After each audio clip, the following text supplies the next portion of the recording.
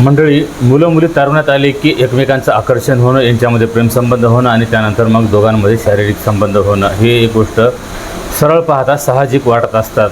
पण हे अनैतिक संबंध कधीकधी एवढे काही भयंकर रौद्ररूप घेत असतात की ह्या अनैतिक संबंधामध्ये, या प्रेमसंबंधामध्ये कधीकधी एखाद्याला जीव गमावा लागतो, तर कधी एखाद्याला तुरुंगात जाऊन बसावं लागते. आजची घटना आपण पाहणार आहोत अशाच काही तरुण मुलामुलीची. हे मुलगा मुलगी सुद्धा प्रेमसंबंधामध्ये पडले, शारीरिक संबंधामध्येही पडले.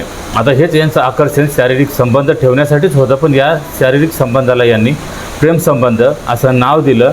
पण हे जे प्रेमसंबंध होते हे वेगळ्याच प्रकारचे प्रेमसंबंध होते, कारण या प्रेमसंबंधामध्ये एक नाजूक नातं आडवं होतं. तर या नाजूक नात्यालाही त्यांनी धुडकारून लावलं आणि त्यानंतर या नात्याच्या पलीकडे जाऊन दोघांमध्ये शारीरिक संबंध स्थापित झाले. पण या शारीरिक संबंधाचा परिणाम असा झाला की मुलगी एके दिवशी गरोदर झाली. पण यातसुद्धा काही असं नवलाची गोष्ट नव्हती. जेव्हा मुलगा आणि मुलगी अनैतिक संबंधामध्ये पडतात, शारीरिक संबंधामध्ये पडतात, तर साहजिकच आहे की त्यांच्यामध्ये जेव्हा शारीरिक संबंध होतात अशा वेळी त्यांच्यामध्ये मुलगी आई होणं हे काही वेगळी गोष्ट नाही. आणि याच्यावर पर्यायसुद्धा असतो की या दोघांचं लग्न करून देणं. पण या दोघांमध्ये जे प्रेमसंबंध होते, या दोघांना लग्न करता येत नव्हतं. याचं कारण असं होतं की जी मुलगी होती ही नात्याने या मुलाची आत्या होती, तर जो हा मुलगा होता हा त्या मुलीचा भाचा होता, भावाचा मुलगा होता. आता यांच्या अनैतिक संबंधाचा शेवट कसा झाला हेच आपण या व्हिडिओमध्ये सविस्तर पद्धतीने पाहणार आहोत. त्यासाठी हा व्हिडिओ शेवटपर्यंत नक्की बघा. राम राम मंडळी, स्वागत आहे तुम्हा सर्वांचं पुन्हा एकदा आपल्या मराठी यूट्यूब चॅनलमध्ये. तर मंडळी, घटना आहे बिहार राज्याचा एक जिल्हा आहे दरभंगा, आणि दरभंगा जिल्ह्याचं एक पोलीस स्टेशन आहे कमतौल. आणि या कमतौल पोलीस स्टेशनच्या अंतर्गत म्हणजे या शहरामध्ये वार्ड नंबर 7 मध्ये एक कुटुंब राहत होतं. ज्या कुटुंबामध्ये एक तरुण मुलगी होती, एक पती पत्नीचं जोडपं होतं, म्हणजे या मुलीचा भाऊ आणि त्याची वहिनी होती. वहिनीचं नाव फुलोदेवी, तर ही जी मुलगी होती हिचं नाव विभा, तर हिचा भाऊ आणि तिचे वडील, अशा प्रकारे यांचं हे कुटुंब होतं. या मुलीला आई नव्हती. यांच्या शेजारी यांचीच भावकी राहत होती. या मुलीचा चुलत भाऊ आणि वहिनी आणि या चुलत भावाचा एक मुलगा, अशा प्रकारे यांची जवळजवळ घरं होती. आता हे जे या मुलीचा वडील होता, मुलीचा जो भाऊ होता, हे कुटुंब जे होतं हे एक गरीब कुटुंब होतं, मोलमजुरी करून पोट भरणारं कुटुंब होतं. ह्यामध्येच जी ही मुलगी होती विभाची वहिनी फुलोदेवी, ही आता गरोदर होती. आणि ह्यामध्येच या मुलीचा जो भाऊ होता हा काम करण्यासाठी, या मुलीचा वडील हे दोघेही काम करण्यासाठी चेन्नईला जाऊन काम करत होते. तिथं मोलमजुरी करून पोट भरत होते आणि ज्यामधून काही त्यांना पैसे मिळत होते ते आपल्या कुटुंबियांना पाठवत होते. म्हणजे जी मुलगी आणि या मुलीची वहिनी फुलोदेवी यांना पाठवत होती. यांना पाठवत असतानाच ही जी फुलोदेवी होती ही गरोदर असताना मागील ऑक्टोबर 2025 ही आपल्या माहेरी गेलेली होती. तर यांच्या घरामध्ये आता एकटी ही मुलगी उरलेली होती. मुलगी एकटी राहण्याचं कारण हिच्या आसपास जे होते हे यांचीच भावकी होती. यांच्या देखरेखीखाली ही मुलगी घरामध्ये एकटी राहत होती. आणि यांच्या घरामध्ये नेहमी काही चुलत भाऊ किंवा या चुलत वहिनी, या चुलत भावांची मुलं मुली या मुलीसोबत नेहमी सोबत असायचे. तिलाही यांचा आधार होत असायचा. ह्यासाठी ही मुलगी घरी एकटी राहत होती. पण या एकटेपणामध्येच ऑक्टोबर महिन्याच्या 5 तारखेला जी ही मुलगी होती, या मुलीच्या अचानक पोटामध्ये वेदना होत होत्या. ही मुलगी अचानक एवढी काही गंभीर आजारी पडली की या मुलीला मग तिच्याच शेजारी राहत असलेला एक चुलत भावाचा मुलगा भाचा, ज्याचं नाव विदेशी कुमार होतं, त्या मुलानं हिला हॉस्पिटलला नेऊन पोहोचवलं. हॉस्पिटलमध्ये नेलं, पण तिथं त्या मुलीची जी प्रकृती होती ही जास्तच बिघडत चाललेली होती. त्या मुलीची तब्येत बिघडत चाललेली असल्यामुळं आता त्या मुलीचा भाऊही जाग्यावर हजर नव्हता, सख्खा भाऊ किंवा तिचा वडीलही जाग्यावर हजर नव्हता, कारण ते चेन्नईला काम करण्यासाठी गेलेले होते. मग आता त्या मुलीची जी वहिनी होती विभादेवी ही तिच्या माहेरी होती. म्हणजे या वहिनीचं माहेर जवळपासच असल्यामुळं तिच्या वहिनीला याची सूचना देण्यात आली. मग जी वहिनी होती फुलोदेवी ही धावत पळत हॉस्पिटलला जाऊन पोहोचली आणि हॉस्पिटलमध्ये जाऊन पाहते तर फुलोदेवीची जी नणद होती विभा, हिची जी प्रकृती होती आता खूपच बिघडलेली होती. आता ती मरणाच्या दारात जाऊन पोहोचलेली होती. आता एवढं हिच्यासोबत असं झालं काय हे कोणालाच काही कळत नव्हतं. जेव्हा फुलोदेवीने जाऊन पाहिलं, नणदेला विचारलं की तुला एवढं नेमकं झालं काय आणि तुझ्यासोबत असं घडलं काय की ज्यामुळे तू एवढी आजारी पडली आहेस आणि एवढी तू गंभीररित्या आता आजारी आहेस. तेव्हा त्या विभाने आपल्या वहिनीला काय सांगायचं ते तिच्या आता शेवटच्या आवाजामध्ये सांगितलं. आवाजही तिच्या तोंडून निघत नव्हता, पण शेवटी तिनं कसं बसं जे काही घडलेलं होतं ते आपल्या वहिनीला सांगितलं. वहिनीला सांगितल्याच्यानंतर 6 तारखेच्या दिवशी तिचा मृत्यू झाला. मृत्यू झाल्याच्या नंतर मग आता या वहिनीला काय करावं आणि काय नाही, कारण हिचा जो नवरा होता तो चेन्नईला होता, तिचा सासरा होता, हेही घरामध्ये कोणीही हजर होतं तर चुलत दीराचा एक मुलगा होता विदेशी कुमार आणि काही इतर काही चुलत दीर, अशा प्रकारचे काही त्यांची मंडळी होती. आता या सर्वांनी मग मिळून असं ठरवलं की आता चेन्नईवरून या मुलीच्या वडिलांना आणि तिच्या सख्या भावाला यायला खूप वेळ लागेल आणि ही मुलगी तर आता मरण पावलेली आहे. त्यानंतर त्या कुटुंबियांनी लगेच त्या मुलीला डिस्चार्ज घेतला, तिला घरी नेलं आणि घरी नेल्याच्यानंतर जे काही त्यांचे नातेवाईक होते जवळपासच्या नातेवाईकांना बोलवण्यात आलं आणि ताबडतोब 6 तारखेच्या संध्याकाळी त्या मुलीवर अंत्यसंस्कार करण्यात आला. मुलीच्या मृतदेहाला जाळण्यात आलं आणि त्यानंतर आता ही फुलोदेवी होती, हिचं आता काहीही चालत नव्हतं. हिला त्या मुलीवर अंत्यसंस्कार करायचा नव्हता, त्या मुलीचा पोस्टमॉर्टम करायचा होता, पण हिचं कोणीही ऐकायला तयार नव्हतं.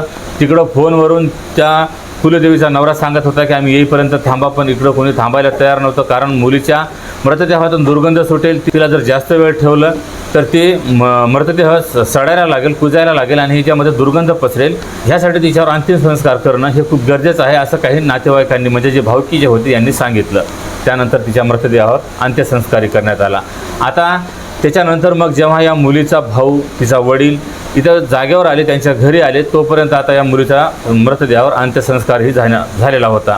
आता जेव्हा हे मुलीचा भाऊ आणि तिचा वडील आला त्यावेळेस फुलोदेवीनं तिच्या नवऱ्याला आणि तिच्या सासऱ्याला सांगितलं की जी आपली मुलगी मरण पावलेली आहे विभा, हिला काहीतरी औषध गोळ्या देण्यात आलेल्या होत्या, ज्यामुळं ही मुलगी खूप गंभीररित्या घायाळ झाली होती, आजारी पडलेली होती, तिची तब्येत एकदम खालावली होती, तिला रक्तस्राव होत होता. ह्यामध्येच तिला अजून काही औषधी देण्यात आली, ज्यामध्ये त्या मुलीची प्रकृती आणखी जास्त बिघडली आणि तिला विदेशी कुमार जो या विभाचा भाचा होता, चुलत भावाचा मुलगा होता, त्याने तिला ताबडतोब दवाखान्यात नेलं आणि दवाखान्यात नेल्यानंतर तिचा मृत्यू झाला. हे जे औषध गोळ्या तिला देण्यात आलेलं होतं हे तिचा गर्भपात करण्यासाठी तिला गोळ्या औषधी देण्यात आलेली होती आणि जेव्हा तिची प्रकृती जास्त बिघडत चाललेली होती, तिला रक्तस्राव खूप जास्त प्रमाणामध्ये होत होता, ह्यासाठी मग जो हा विदेशी कुमार होता याने तिला सल्फास दिलं, म्हणजेच कीटकनाशक दिलं आणि कीटकनाशक दिल्याच्यानंतर ती मरणाच्या दारात जाऊन पोहोचली. त्यानंतर यानं जवळपासच्या काही लोकांनी तिला दवाखान्यात न्यायचा सल्ला दिला. त्यानंतर लोकांच्या दबावामुळे यानं तिला कसं बसं दवाखान्यापर्यंत नेऊन पोहोचवलं होतं. पण जसे त्या मुलीचा मृत्यू झाला तसं त्या मुलीला ताबडतोब आणून यानं जाळून टाकण्याचा प्रयत्न केला. लवकर त्या मृतदेहाची विल्हेवाट लावली. आता जेव्हा या कुटुंबियांना असं कळालं की तिचा गर्भपात करण्यासाठी हिला गोळ्या देण्यात आलेला होता, त्यावेळेस विदेशी कुमारला विचारपूस केली असता विदेशी कुमार उडवाउडीची उत्तरं देत होता. ही जी महिला होती, तिचा जो नवरा होता, हे सर्व काही कुटुंबीय जाऊन पोलिसांमध्ये तक्रार दाखल केली. पण पोलिसांनी हे आपसी मॅटर आहे, आता मुलीचा अंत्यविधी झालेला आहे, आता आम्हाला तिचा पोस्टमॉर्टम रिपोर्टही आमच्या हाती लागलेला नाही, तर आता आमच्याजवळ कोणताही काही पुरावा नाही, ह्यासाठी तुम्ही जे काही हे तुमचं प्रकरण आहे तुम्ही घरी बसून मिटवा, अशा प्रकारे ते सल्ला देण्यात आला. पण जेव्हा पोलिसांनी ही तक्रार दाखल करून घेतली नाही, त्यानंतर मग हे कुटुंब घरी आलं आणि घरी आल्याच्यानंतर मग आता हे गावातील जे सरपंच होते, पोलीस पाटील होते, जे काही गावातील प्रमुख प्रतिष्ठित लोक होते, यांच्याशी त्यांनी भेटी घेतल्या. त्यांना सांगितलं की बघा, आमची मुलगी मरण पावली आहे, तिच्या मृत्यूमागचं कारण जो आमचा भाचा आहे, त्या मुलीचा जो भाचा आहे विदेशी कुमार हा आहे, ज्यानं त्याचे काही शारीरिक संबंध आमच्या मुलीसोबत होते आणि ह्यामध्येच आमची मुलगी गरोदर राहिली होती आणि गरोदर राहिल्याच्यानंतर त्यानं तिला ते गर्भपात करण्यासाठी काही गोळ्या औषधी त्याच्या मनाने आणून दिल्या आणि ते गोळ्या औषधी घेतल्याच्यानंतर मुलीला रक्तस्राव झाला. ह्यामध्ये ती खूपच गंभीररित्या आजारी पडली. ह्यामध्ये तिची प्रकृती खालावत चाललेली होती आणि त्यानंतर याला वाटलं की आता ही जर वाचली आणि ती जर आता जिवंत राहिली तर मला तुरुंगात जाऊन बसावं लागेल. आता हे जे प्रकरण आहे सर्वांसमोर येईल, त्यासाठी त्याने तिला सल्फास दिला. तिला जागेवरच मारणार होता, पण काही लोकांनी जेव्हा जाऊन पाहिलं त्यावेळेस त्या मुलीला दवाखान्यात न्यायला सांगितलं. त्यावेळेस कसं बसं लोकांनी पाहिल्यामुळं यानं दवाखान्यात नेलं आणि तिथं गेल्याच्यानंतर तिचा मृत्यू झाला. अशा प्रकारे संपूर्ण जी घटना झालेली होती, या लोकांनी गावातील काही प्रतिष्ठित नागरिकांना सांगितले आणि पंच बसवण्यात आलं. पंच बसल्याच्यानंतर जो हा विदेशी कुमार होता, यानं जे काही हा गुन्हा केलेला होता हा मान्य करण्यास तो नकार देत होता. तो स्पष्टपणे सांगत होता की तिला काय आजार जडला होता, तिला काय झालेलं होतं, मला त्याच्याबद्दल काही माहीत नाही. ती बिमार पडलेली असल्यामुळं काही लोकांनी सांगितलं, त्यासाठी तिचा भाऊ हजर नव्हता, तिची वहिनी हजर नव्हती, तिचा वडील हजर नव्हता, त्यासाठी मी तिला दवाखान्यापर्यंत नेऊन पोहोचला आणि उलट माझ्यावर हा आरोप लावला जात आहे, असं तो पंचासमोर म्हणत होता. तरी देखील कसं बसं काही लोकांना संशय होता की या दोघांमध्ये मागील 1 वर्षापासून गाठीभेटी होत होत्या, दोघांमध्ये प्रेमसंबंध सुरू होते. हे ही विभादेवी म्हणत होती की मला माझ्या मरते वेळेस नणंदेने सांगितलेलं होतं की आमच्या दोघांमध्ये मागील 1 वर्षापासून प्रेमसंबंध होते आणि जो हा तिचा भाचा होता विदेशी कुमार, हा सुद्धा यांच्या भावासोबत, या मुलीच्या भावासोबत, त्याच्या वडिलांसोबत हा सुद्धा चेन्नईलाच काम करत होता. पण जेव्हा हे सर्वजण तिथं काम करत असताना फुलदेवी ही आपल्या बाळंतपणासाठी ती आपल्या माहेरी गेलेली होती. त्यावेळेस ही मुलगी घरी एकटी होती आणि हे त्याला तिथं विदेशी कुमारला कळालेलं होतं. त्यावेळेस तो तिथून परत आपल्या गावी आलेला होता आणि गावी आल्याच्यानंतर मग हा सतत त्या आपल्या आत्यासोबत शारीरिक संबंधामध्ये असायचा. तिच्या घरी तो पडून राहत असायचा, रात्र घालवत असायचा. ह्यामध्येच ती मुलगी गरोदर राहिलेली होती. अशा प्रकारे विभाच्या वहिनीने हा जो संपूर्ण प्रकार होता इतर गावकऱ्यांना सांगितला. मग जे काही आता ही महिला सांगत होती आणि जे काही पंचाला वाटत होतं की हा जो मुलगा आहे हा खोटं बोलत आहे, महिला जी आहे खरं बोलत आहे, काही असो ना, पण जो हा मुलगा आहे हा कसूरवार आहे, तो गुन्हेगार आहे, त्याच्याकडून हे कृत्य घडलेलं आहे. दोघांमध्ये शारीरिक संबंध होते आणि त्या मुलीचा गर्भपात करण्यासाठीच यानं तिला काही गर्भपाताच्या गोळ्या औषधे आणून दिल्या आणि ज्यावेळेस त्या मुलीला रक्तस्राव होत होता त्यानंतर यानं तिला विष देण्याचा प्रयत्न केला.